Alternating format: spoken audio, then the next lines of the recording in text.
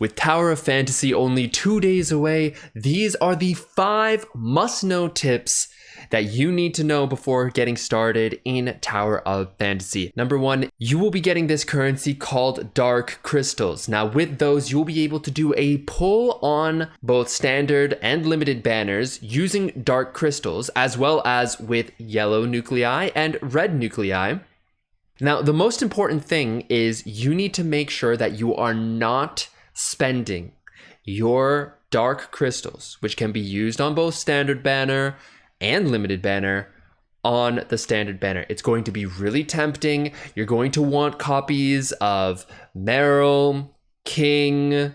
It is not worth spending those crystals. Hold on to them until there is a limited time character that you want, because those are going to be the characters that as they release are going to be power creeping the standard characters. Hold on to them and make sure that you are always saving those for the limited banner only. On the limited banner, you also have a chance of losing the 50-50 to one of the standard banner characters anyways, as well as over time you will be picking up quite a lot of those gold black coins, and those are going to be able to be spent on the standard banner. Number 2, this is one of those things that is not covered in a lot of videos, but make sure you do your dailies. And I'm not talking about the dailies that give you experience and daily pulls, both black nuclei and gold nuclei, but I'm talking about there are these little mini games on the map that will give you this entirely separate currency. Now, most of the things that you can buy in that shop with this currency are not very useful. However, there is one thing that is going to be super useful from it, and that is going to be the reputation gift boxes that you can buy with this currency, which I'm pretty sure is also one of the only ways to be getting these reputation gift boxes. Now, what you can do with these gift boxes is actually increase your reputation with character simulacrums of the characters that you have pulled. Now, for the most part, character simulacrums don't matter that much and are cosmetic purely, and you can still use the character simulacrum while maintaining your own personal customized character. However, characters have specific individual simulacrums, like a character such as Crow, where his simulacrum, if you reach high enough reputation levels with him, will actually increase his damage when he is solo playing, aka when you're not in a party with anyone else. He will get your character will get damage increases. There are also plenty of others from other characters that can proc damage increases from other things, proc damage reduction things if you're a tank, or reduce stamina consumption. And these simulacrums are worth leveling up. So making sure you do those daily minigames will give you the resources that you need to make sure that you are going to have those when you have reputation items available for you that you will need when you obtain the simulacrums that you want to use with your character. Now, this is another small one, but it is going to help your exploration. So number 3, we're talking about saving energy while jumping. For the most part, traversing in Tower of Fantasy is a lot easier and a lot less time consuming than in games like Genshin Impact.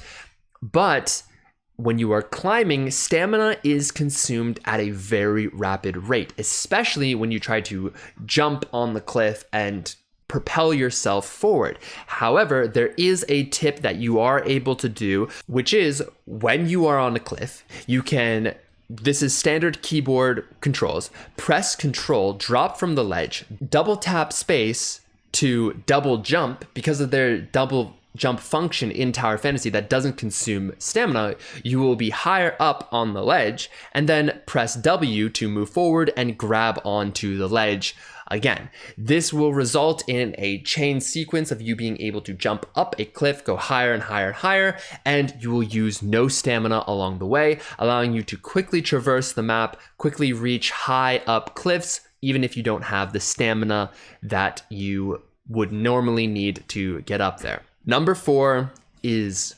wait to use your guaranteed SSR box.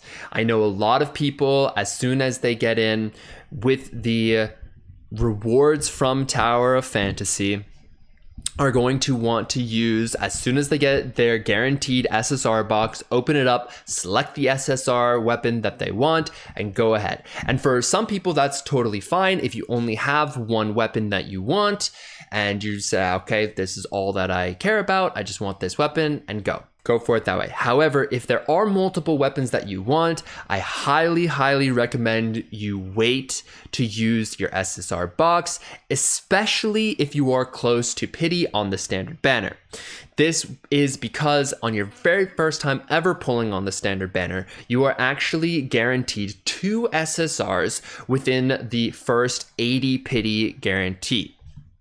So for those who don't know, in Tower of Fantasy, your pity does not reset after you obtain an SSR, and on your first time ever pulling for an SSR on the standard banner, in your first 30 pulls, you are guaranteed to get an SSR as well. So that means in your first 30, you will get an SSR. Then once again, in your next 50, you are guaranteed to get another. That means if you get lucky and get a bonus SSR along the way, within your first 80 pulls, you will have 3 SSRs. During this time, if you get your SSR box and you're just like, I want to get this weapon and go, that could be fine if that's all that you want. But if you get that weapon that you want during those first pulls, where you're going to get SSRs in very quick succession, you might get a duplicate of the one that you want. Now, how the shop works in Tower of Fantasy is you can buy stars for a follow-up weapon with these black gold coins after you have already received the first copy of said weapon. So if you just want multiple stars on one weapon and go all the way as fast as possible with that, and you don't care about any of the other weapons, which I don't recommend because you're going to need 3 weapons to build your loadout anyways. But if that's how you want to play, go for it. However, I highly recommend you don't do that. You hold off on using your guaranteed SSR box, and if you have, for instance, get 1 or 2 of the weapons that you wanted to get along the way, that's great. And then you have an option to grab any of the other weapons that you don't have yet, as well as copies of the other one. But I recommend using the guaranteed SSR box to grab a weapon that you don't have yet. That way, if it does become one of those weapons that you want to upgrade using your black gold coins in the future from the standard banner shop, then you can put those into this new weapon that you did not have a copy of yet, and you can use those stars to upgrade that weapon. The final tip, number 5, is along the same lines, and it's the same thing that I'll say about the SSR box, is be hesitant to use your SR and SSR relic boxes as well. As you can see here, along the way, doing story, boss missions, dungeons, challenges, you will get SR and SSR relic materials, puzzle fragments along the way. Now, these fragments are going to be very beneficial to getting you new relics, as well as increasing the ranking of your relics along the way. However, you might want to hold on to them because for some of the relics, you will get a lot of copies of those as you are leveling up, or get that relic for free as you are doing those dungeons. So I would wait until you are further along in the story, have completed a bunch, or at least looked ahead to the exploration rewards of the different relic materials. Make sure to hold on to those until you have at least obtained those, and you can then be more informed about what you can and can't get quickly for free. Plan them out strategically so that you can be able to maximize your relic usage, as well as ensuring that you are not wasting materials that you could be later getting for free along the way. Anyways, those are my top 5 tips that I have for any new player joining into the world of Tower of Fantasy. I hope it was helpful. Consider leaving a like and subscribing, leaving a comment what you're excited to see in Tower of Fantasy, or anything else that I may have forgotten for new players to keep in mind. Also, I stream on Twitch. And I will be streaming the global launch live on Wednesday, August 10th at 8 p.m. Eastern time. So make sure to come hang out there. Link to that in the description below. And I will see you in Ada.